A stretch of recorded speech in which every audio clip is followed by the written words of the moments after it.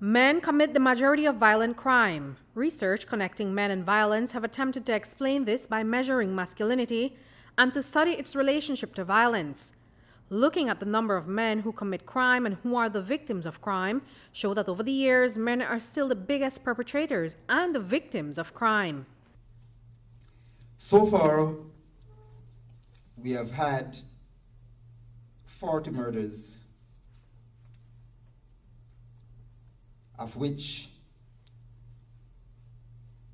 we have 21 male being involved in those 40 murders. And we say 21 males because it is difficult for us to really put a name to some of the ones that occurs. But the ones that we know, there are 21.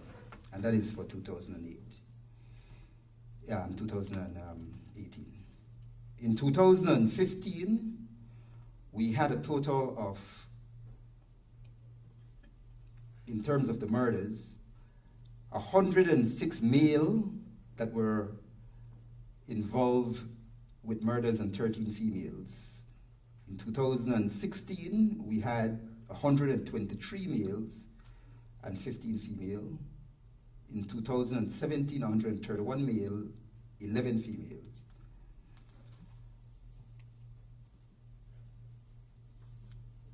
In terms of the gang-related, and this is just updates, we have in 2016, we have 36 males that were victim of gang-related murders. And they were in an average age of about 27. In 2017, we had 46 males that were victim of gang-related murders. Yet the majority of Belizean men do not commit violent crime. But Belize continues to be one of the most dangerous and murderous countries in the world. And to understand this better, researchers and organizations are hosting a conference to understand how and why men are at the center of crime and violence in Belize. Assessing the state of men and masculinities and the role that plays in gang violence in Belize City. And unfortunately, as we've seen in recent years, Belize City is one of the most violent cities in the Caribbean, but also in the world. But unfortunately, it's consistently overlooked by international scholars. So what we're doing here is we're trying to shine a light on gang violence in Belize City itself, bringing in international scholarship and supporting local academics in Belize, and also the state institutions and the police forces working on these issues to try and chart pathways forwards to solutions to these problems.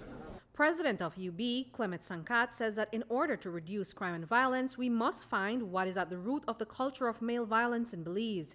He says that more must be done to support boys and men in society. While we are witnessing and participating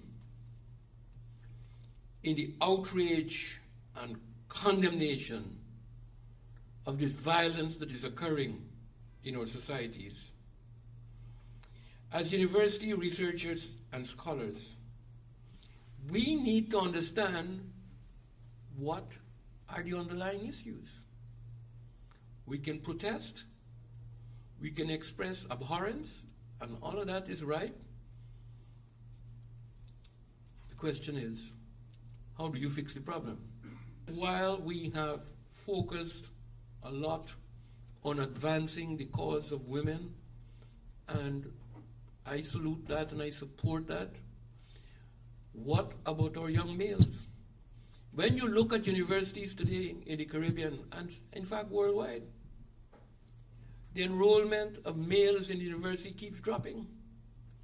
More than 60% of the enrollment at the University of Belize is females, and I salute that. But there must be another consequence of that. What about the males? A one-pager policy document will be drafted. Reporting for News 5, I'm Andrea Polanco.